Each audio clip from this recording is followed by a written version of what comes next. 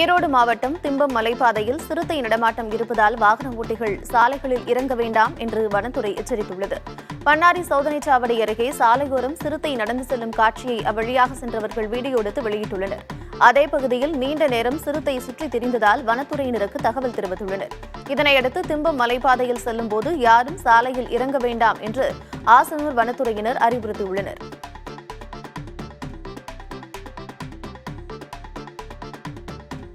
வேலூர் மாவட்டம் கேவி குப்பம் சார் பதிவாளர் லஞ்சம் வாங்குவது தொடர்பான வீடியோ வெளியான நிலையில் அவரை பணியிடை நீக்கம் செய்து பதிவுத்துறை ஐஜி உத்தரவிட்டுள்ளார்.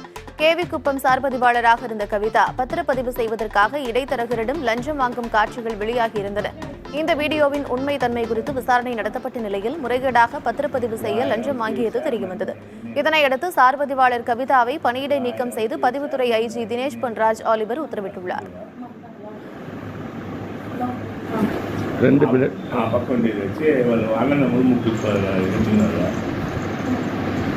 அவங்க தான் அவங்க சப்ஜெக்டை நம்ம பேசி கொடுத்தோம்.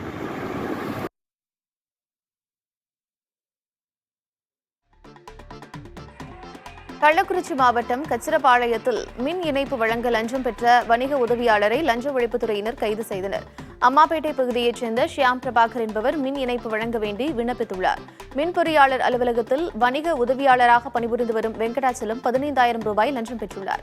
அப்போது லஞ்ச ஒழிப்புத்துறையினர் அவரை கையும் களவுமாக கைது செய்தனர்.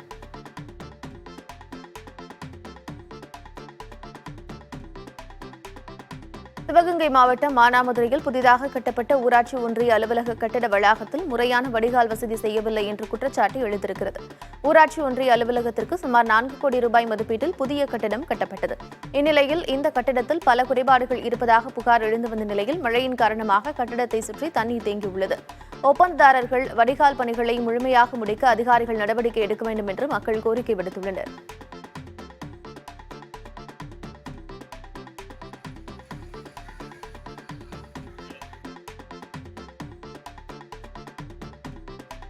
காஞ்சிபுரம் அநேக தங்காதீஸ்வரர் கோயிலிலிருந்து சாமி சிலைகளை திருடிய 2 கைது செய்யப்பட்டுள்ளனர்.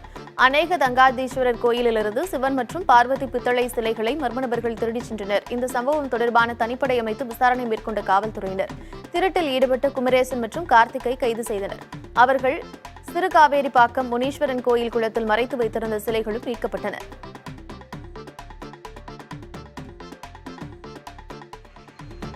தென்காசி காசி விஸ்வநாதர் ஆலயத்திற்கு பப்புவா நியூகினியா நாட்டிலிருந்து கொடிமரங்கள் கொண்டு வரப்பட்டுள்ளன. தென்காசி காசி விஸ்வநாதர் ஆலய குடமுழுக்கினை ஒட்டி ஆலயத்தில் புதிய கொடிமரங்கள் நடப்பட உள்ளன. இதற்காக பப்புவா நியூகினி நாட்டிலிருந்து 2 வேங்கை மரங்கள் கப்பல் வாயிலாக தூத்துக்குடிக்கு கொண்டுவரப்பட்டன. பின்னர் அவை கொடிமரத்திற்கான அளவில் வெட்டப்பட்டு கோயில் நிர்வாகத்திடம் ஒப்படைக்கப்பட்டது. தொழிலதிபர்கள் 2 இந்த கொடிமரங்களை கோயிலுக்கு வழங்கியுள்ளது குறிப்பிடத்தக்கது.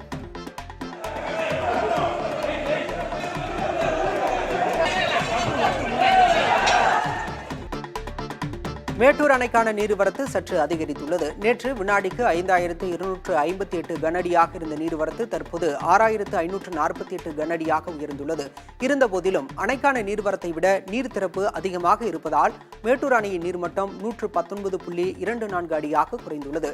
பாசனத்திற்காக 12,500 கனஅடி நீர் வெளியேற்றப்பட்டு வருகிறது.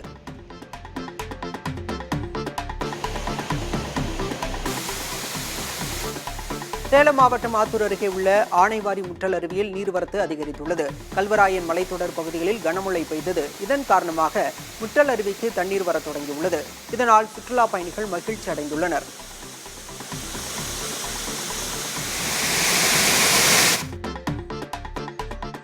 திருவாரூர் மாவட்டம் மன்னார்குடி அருகே தன் சொந்த செலவில் வாய்க்காலை தூர்வாரும் ஒன்றிய குழு உறுப்பினருக்கு பாராட்டுகள் குவிந்து வருகின்றன. மன்னார்குடி பிரதான வாய்க்கால் கடந்த சில ஆண்டுகளாக தூர்வாரப்படாமல் புதர்கள் மண்டி காணப்பட்டது. இந்த வாய்க்கால் மூலம் 6,800 ஏக்கர் விளைநிலங்கள் பாசன வசதி பெறுகின்றன. இந்த நிலையில் நெடுவாக்கோட்டை ஒன்றிய குழு உறுப்பினரின் முயற்சியால் 3 கிலோமீட்டர் தூரம் வரை வாய்க்கால் தூர்வாரும் பணிகள் நடைபெற்று வருகின்றன.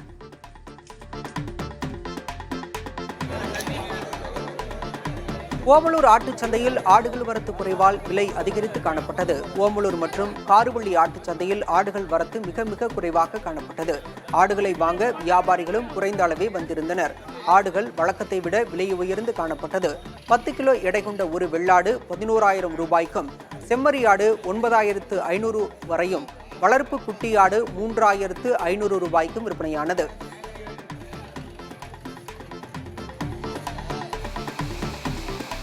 சேலம் மாவட்டம் ஓமலூர் மற்றும் அதன் சுற்றுவட்டார பகுதிகளில் விடிய மழை பெய்தது. கஞ்சநாயக்கன்பட்டி, காருவள்ளி, தும்பிப்பாடி உள்ளிட்ட பகுதிகளில் தொடர்ந்த மழையால் மக்கள் மகிழ்ச்சி அடைந்தனர்.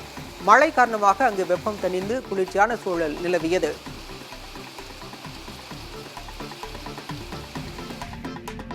நீலகிரி மாவட்டம் உதகை சுற்றுவட்டார பகுதியில் மிதமான மழை பெய்ததால் குளிர்ச்சியான சூழல் நிலவியது. அங்கு கடுமையான பனிமூட்டமும் நிலவியதால் வாகன ஓட்டிகள் முகப்பு விளக்குகளை எரியவிட்டபடி ஊர்ந்து சென்றனர்.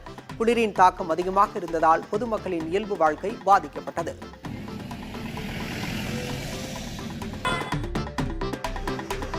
காஞ்சிபுரம் மாவட்டம் ஸ்ரீபெரும்புதூர் அருகே சாலையின் குறுக்கே மாடு புகுந்ததால் இருசக்கர வாகன ஓட்டி விபத்தில் சிக்கி உயிரிழந்தார்.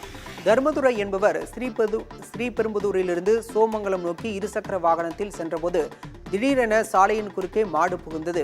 இதில் மாட்டின் மீது மோதி கீழே விழுந்த இளைஞர் பின்னால் வந்த லாரி சக்கரம் ஏறி இறங்கியது. இதில் நிகழ்விடத்திலேயே இளைஞர் பரிதாபமாக உயிரிழந்தார். சாலையில் சுற்றித் திரியும் மாடுகளால் தொடர் விபத்துகள் நடைபெறும் நிலையில் இதனை தடுக்க நடவடிக்கை எடுக்க வேண்டும் என அப்பகுதி மக்கள் வலியுறுத்தியுள்ளனர்.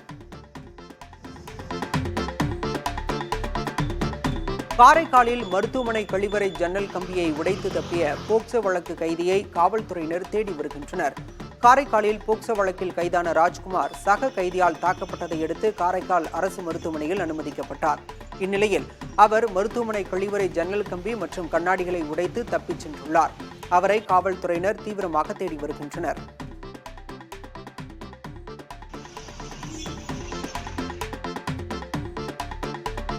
சென்னையை அடுத்த பூந்தமல்லியில் சரக்குகளை இறக்கிவிட்டு வாகனத்தை வெளியே எடுக்க முயன்றபோது கதவில் சிக்கி லாரி ஓட்டுநர் உயிரிழந்தார். எழில்ராஜ் என்பவர் சரக்கு வாகனத்தில் கொண்டு வந்த பொருட்களை பாரிவாக்கத்தில் இயங்கி வரும் தனியார் போக்குவரத்து நிறுவனத்தில் இறக்கியுள்ளார்.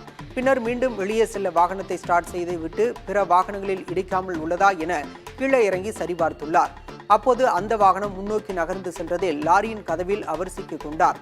இதில் தலை மற்றும் கழுத்தில் அவருக்கு பலத்த காயம் ஏற்பட்டது. அருகில் இருந்தவர்கள் எழில்ராஜை மீட்டு மருத்துவமனைக்கு அழைத்துச் சென்ற போதிலும் அவர் உயிர் பிரிந்தது.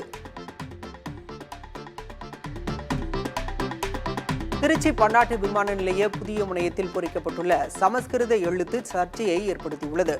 1112 கோடி ரூபாய் செலவில் கட்டி முடிக்கப்பட்ட திருச்சி பன்னாட்டு விமான நிலையத்தின் 2வது முனையம் கடந்த ஜனவரி மாதம் பிரதமர் மோடியால் திறந்து வைக்கப்பட்டது. அனைத்து நவீன தொழில்நுட்ப அம்சங்களையும் கொண்ட இந்த பன்னாட்டு விமான நிலையத்தின் 2வது முனைய புறப்பாடு பகுதியில் தமிழ், ஆங்கிலம், ஹிந்தி மொழியோடு சேர்த்து சமஸ்கிருத மொழியும் பொறிக்கப்பட்டிருப்பது அனைத்து தரப்பிலும் இருந்து எதிர்ப்பை கிளப்பியுள்ளது.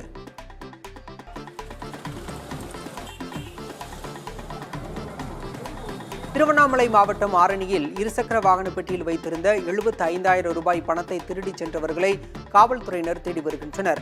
ராந்தம் என்னும் சிற்றூரைச் சேர்ந்த மூர்த்தி வங்கியிலிருந்து 75,000 ரூபாய் பணத்தை எடுத்து தனது இருசக்கர வாகன பெட்டியில் வைத்துள்ளார்.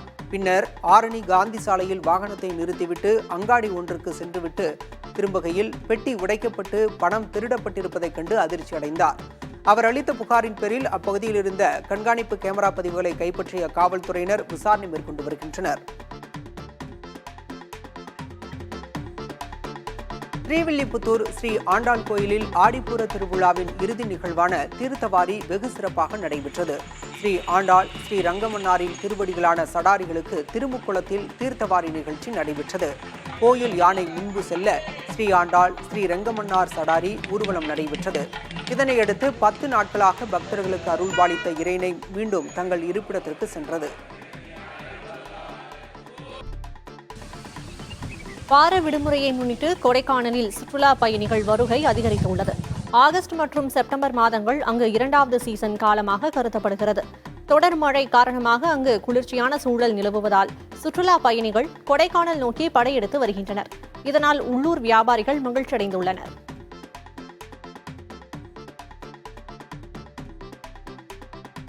திருச்சி பழைய பால் பண்ணை அருகே உள்ள வெங்காய மண்டிக்கு சின்ன வெங்காயத்தின் வரத்து அதிகரித்துள்ளதால் அதன் விலை குறைந்துள்ளது. கர்நாடகாவில் இருந்து மட்டும் 300 டன் சின்ன வெங்காயம் வந்திருப்பதாக வியாபாரிகள் கூறுகின்றனர். இதேபோல் நாமக்கல், பெரம்பலூர், தென்காசி பகுதியில் இருந்தும் 200 டன் சின்ன வெங்காயம் மலை போல் குவிக்கப்பட்டுள்ளன. சின்ன வெங்காயத்தின் வரத்து அதிகரிப்பு காரணமாக அதன் விலை கிலோ 10 ரூபாயில் இருந்து ஏற்றுமதிக்கு 40 ரூபாய் வரை விற்கப்படுவதாக வியாபாரிகள் தெரிவித்துள்ளனர்.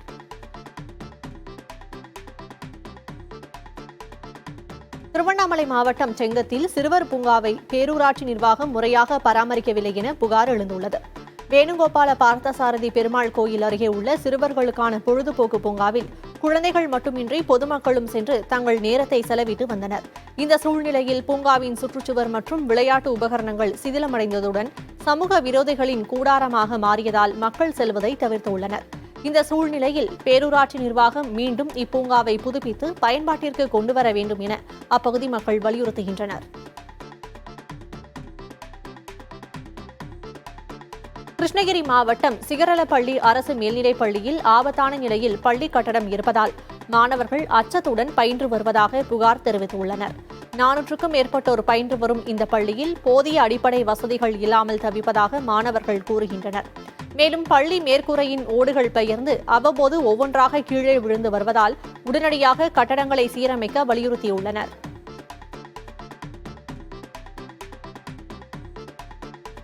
கொடைக்கானல் ஏரியின் படுகை மற்றும் சமநிலையை பராமரிக்க புல்கெண்டை மீன்களை அதிகம் வளர்க்க வேண்டும் என கோரிக்கை எழுந்துள்ளது.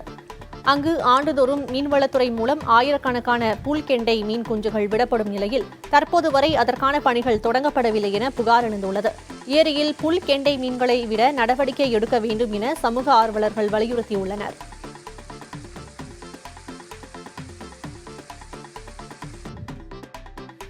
கேரளாவில் உள்ள முக்கிய கோயில்களில் நடைபெறும் நிறை புத்தரிசி பூஜைக்காக விருதுநகர் மாவட்டம் ராஜபாளையத்தில் இருந்து நெற்கதிர்கள் அனுப்பி வைக்கப்பட்டுள்ளன. விவசாயம் செழிப்பதற்காக நெற்கதிர்கள் கோயிலில் வைத்து பூஜை செய்யப்பட்டு விவசாயிகள் மற்றும் முக்கிய பிரமுகர்களுக்கு வழங்கப்படும்.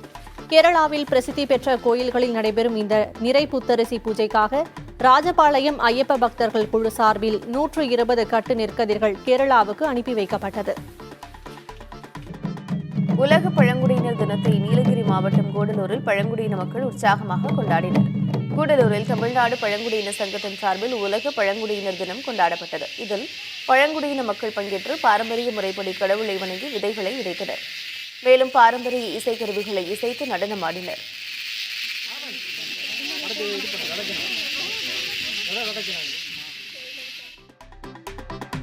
கள்ளக்குறிச்சி ஒருங்கிணைந்த நீதிமன்றத்தில் சென்னை உயர்நீதிமன்ற நீதிபதிகள் ஆனந்த் வெங்கடேஷ், சவுந்தர் ஆகியோர் ஆய்வு மேற்கொண்டனர். நீதிமன்ற கோப்புகளை ஆய்வு செய்தும் நீதிமன்றத்தில் நிலுவையில் உள்ள வழக்குகள் குறித்தும் நீதிபதிகளிடம் கேட்டறிந்தனர்.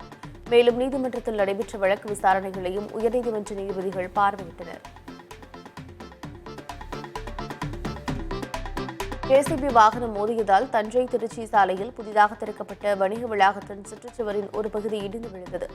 இதனால் அங்கு நிறுத்தி வைக்கப்பட்டிருந்த 2 இருசக்கர வாகனங்கள் சேதமடைந்தன. இந்த கட்டடத்தை கடந்த வாரம் நடிகை கீர்த்தி சுரேஷ் திறந்து வைத்தார். இந்த வணிக வளாகத்தின் வெளிப்புற பகுதிகள் அவ்வப்போது நடைபெற்று வந்தன. இந்நிலையில் பணியின் போது ஜேசிபி இயந்திரம் மோதி சாலையோரம் இருந்த சுற்றுச்சுவர் இடிந்து விழுந்தது.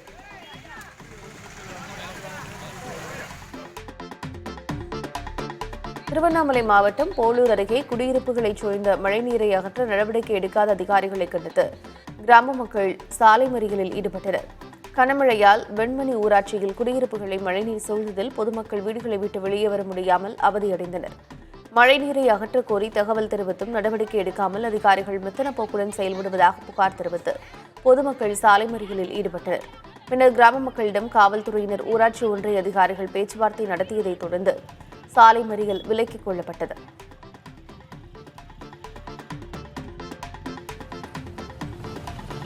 காஞ்சிபுரம் மாவட்டம் ஸ்ரீபெரும்புதூர் பகுதியில் தடை செய்யப்பட்ட புகையிலை பொருட்களை விற்ற 7 கடைகளுக்கு அபராதம் விதிக்கப்பட்டது. ஸ்ரீபெரும்புதூர் பஜாரில் உள்ள கடைகளில் பேரூராட்சி அதிகாரிகள் திடீர் ஆய்வு மேற்கொண்டனர். அப்போது அரசால் தடை செய்யப்பட்ட புகையிலை பொருட்களை விற்ற 7 கடைகளுக்கு தலா 2000 ரூபாய் அபராதம் விதித்தனர்.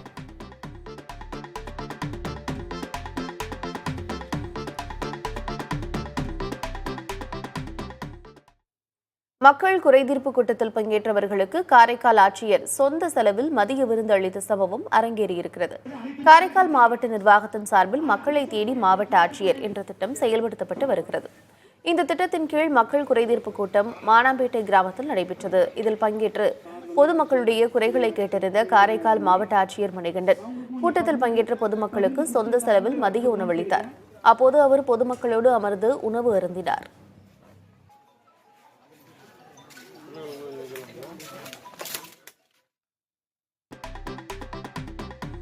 ஈரோடு மாவட்டம் கள்ளுக்கடை மேட்டில் பத்ரகாளியம்மன் கோயிலில் இருந்து இந்து சமய அறநிலையத்துறை அதிகாரிகளுக்கு தெரியாமல் எடுத்துச் செல்லப்பட்ட 2 லட்சம் ரூபாய் மதிப்பிலான பொருட்கள் மீட்கப்பட்டன. அங்கு குடமுழுக்கு திருவிழா நடைபெற்ற நிலையில் கோயில் அறங்காவலரின் பேரன் பிரதீப் மற்றும் அவரது நண்பர் சுரேஷ்குமார் ஆகியோர் விளக்குகள் உள்ளிட்ட பொருட்களை எடுத்துச் சென்றதாக அறநிலையத்துறை ஆய்வாளர் காவல் நிலையத்தில் புகார் அளித்தார். விசாரணை நடத்திய காவல்துறையினர் திருப்பூரில் உள்ள பாத்திரக்கடையில் இருந்த பொருட்களை மீட்டனர். ஆனால் கோயில் பொருட்களை மெருகூட்டுவதற்காகவே பாத்திரக்கடையில் கொடுத்ததாக பிரதீப் கூறியுள்ள நிலையில் இதுகுறித்து விசாரணை நடைபெற்று வருகிறது. சிவகங்கையில் காவிரி கூட்டு குடிநீர் நீரேற்றும் நிலையத்தில் மது அருந்தியதை தட்டி கேட்ட ஊழியரை மது பாட்டிலால் குத்தி கொலை செய்த சம்பவம் அதிர்ச்சியை ஏற்படுத்தியுள்ளது. சிவகங்கை மாவட்டம் முசுண்டப்பட்டியைச் சேர்ந்த தங்கராஜ் என்பவர் அப்பகுதியில் உள்ள காவிரி கூட்டு குடிநீர் நீரேற்றும் நிலையத்தில் பணியாற்றி வருகிறார். வழக்கம் போல் நேற்றிரவு அவர் பணியில் இருந்தபோது நீரேற்று நிலைய வளாகத்தில் சிலர் மது அருந்தியதாக கூறப்படுகிறது. அங்கு பணியில் இருந்த தங்கராஜ் அவர்களை தட்டி கேட்டபோது வாக்குவாதம் ஏற்பட்டதாக கூறப்படுகிறது. ஆத்திரமடைந்த மதுபோதை நபர்கள் மது பாட்டிலால் தங்கராஜின் கழுத்தில் குத்திவிட்டு தப்பியோடினர். இரத்த வெள்ளத்தில் துடிதுடித்த தங்கராஜ் நிகழ்விடத்திலேயே உயிரிழந்தார். இதுகுறித்து அறிந்த முசுண்டபசி மக்கள் கொலையாளிகளை உடனடியாக கைது செய்ய கோரி இரவோடு இரவாக சாலை மறியல் போராட்டத்தில் ஈடுபட்டனர். சம்பவ இடத்திற்கு வந்த காவல்துறை அதிகாரிகள் மறியலில் ஈடுபட்டவர்களிடம் பேச்சுவார்த்தை நடத்தியதை அடுத்து போராட்டத்தை கைவிட்டனர்.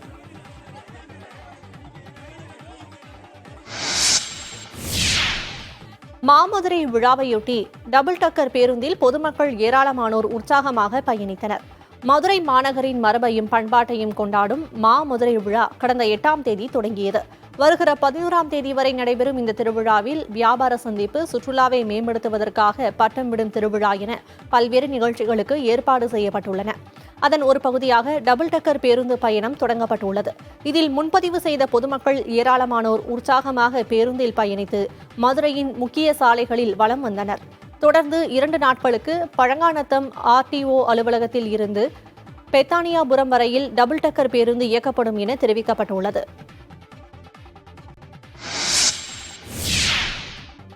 பெங்களூருவில் திருடப்பட்டு தமிழ்நாட்டில் பதுக்கி வைக்கப்பட்ட விலை உயர்ந்த இருசக்கர வாகனங்கள் பறிமுதல் செய்யப்பட்டன. கர்நாடக மாநிலம் JP நகர் பகுதியில் வீட்டின் முன்பு நிறுத்தி வைக்கப்பட்டிருந்த இருசக்கர வாகனங்கள் கடந்த வாரம் திருடு போயின. இது தொடர்பாக விசாரணை நடத்தி வந்த காவல்துறையினர் வினய், விஜய், இலியாஸ் ஆகிய இருவரை கைது செய்தனர். அவர்களிடம் மேற்கொண்ட விசாரணையில் திருடப்பட்ட இருசக்கர வாகனங்கள் வேலூர் மாவட்டம் பெரணாம்பட்டு பகுதியில் பதுக்கி வைக்கப்பட்டிருந்தது தெரியவந்தது. இதனைத் தொடர்ந்து தமிழக காவல்துறையின் உதவியுடன் கோட்டைச்சேரி பகுதியில் இருந்த 12 இருசக்கர வாகனங்களை பெங்களூரு தனிப்படை காவல்துறையினர் பறிமுதல் செய்தனர். தெலங்கானா மாநிலம் நிஜாமாபாத்தில் உள்ள நகராட்சி கண்காணிப்பாளர் வீட்டில் லஞ்ச ஒழிப்புத்துறை அதிகாரிகள் நடத்திய சோதனையில் சுமார் 3 கோடி ரூபாய் பறிமுதல் செய்யப்பட்டுள்ளது. வருமானத்துக்கு அதிகமாக சொத்து சேர்த்த வழக்கில் நகராட்சி கண்காணிப்பாளர் தாசரி நரேந்தர் வழக்கு பதிவு செய்யப்பட்டது. இதையடுத்து அவரது வீட்டில் லஞ்ச ஒழிப்புத்துறையினர் நடத்திய சோதனையில் 3 கோடி ரூபாய் 51 சவரன் நகை பறிமுதல் செய்யப்பட்டுள்ளது. மேலும் வங்கியில் இருந்த 1 கோடி ரூபாய் மற்றும் சொத்துக்களின் ஆவணங்களையும் கைப்பற்றியுள்ளனர். சொத்துக்களின் மொத்த மதிப்பு சுமார் 6 கோடி ரூபாய் என லஞ்ச ஒழிப்புத்துறையினர் தெரிவித்துள்ளனர். அவரிடம் தொடர்ந்து விசாரணை நடத்தி வருகின்றனர்.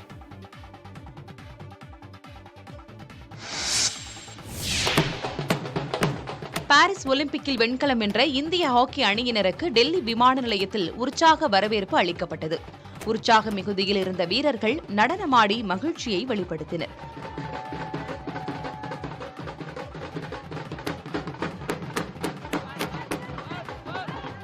இதனைத் தொடர்ந்து செய்தியாளர்களிடம் பேசிய இந்திய அணியின் கேப்டன் ஹர்மன்பிரீத் சிங், நாட்டு மக்களின் அன்பு மேலும் பல வெற்றிகளை குவிக்க வேண்டும் என்ற உத்வேகத்தை அளிப்பதாக கூறினார்.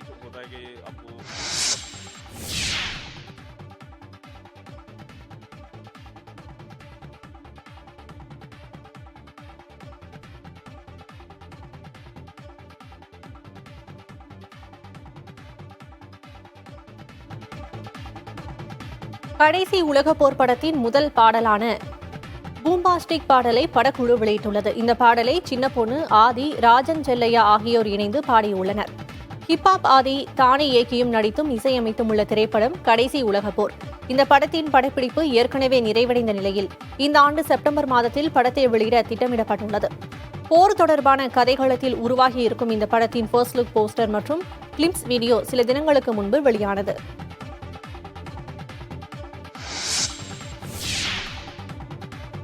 இயக்குனர் விக்னேஷ் கார்த்திக் இயக்கியுள்ள ஹாட்ஸ்பாட் 2 படத்தின் ப்ரோமோ வெளியானது. இந்த படத்தில் நடிகர் விஷ்ணு விஷால் மற்றும் விக்னேஷ் கார்த்திக் இருவரும் முக்கிய கதாபாத்திரத்தில் நடிக்கின்றனர். இந்த படத்தை KJV டாக்கீஸ் மற்றும் 7 வாரியர்ஸ் பிலிம்ஸ் இணைந்து தயாரிக்கின்றனர். கடந்த மார்ச் 29ஆம் தேதி வெளியான ஹாட்ஸ்பாட் முதல் பாகம் கலவையான விமர்சனங்களையே பெற்றது. இதில் கலையரசன், சாண்டி, ஆதித்யா பாஸ்கர், ஜனனி ஐயர் உள்ளிட்டோர் நடித்திருந்தனர். கோட் திரைப்படம் தமிழ்நாடு முழுவதும் இருக்கும் அனைத்து திரையரங்குகளிலும் வெளியாகும் என கூறப்படுகிறது. தமிழ் திரையுலக வரலாற்றில் இவ்வாறு நடப்பது இதுவே முதல் முறையாகும். இதனால் விஜய் ரசிகர்கள் மிகுந்த உற்சாகத்தில் உள்ளனர். வெங்கட் பிரபு இயக்கத்தில் the greatest of all time என்ற படத்தில் விஜய் நடித்துள்ளார். யுவன் சங்கர் ராஜா இசையமைக்கும் இந்த படம் செப்டம்பர் 5ஆம் தேதி வெளியாகிறது.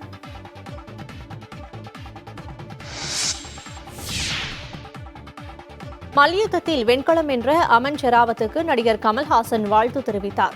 இதுகுறித்து தனது எக்ஸ் பக்கத்தில் மல்யுத்த வீரர்கள் இந்திய தேசத்திற்கு பெருமை சேர்ப்பதோடு மக்களையும் பெருமைப்படுத்துகின்றனர் என பதிவிட்டுள்ளார்.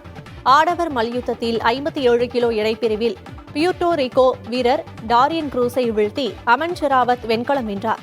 நடப்பு ஒலிம்பிக்ஸ் தொடரில் மல்யுத்தத்தில் பதக்கம் வெல்லும் முதல் இந்தியர் என்ற பெருமையையும் பெற்றுள்ளார்.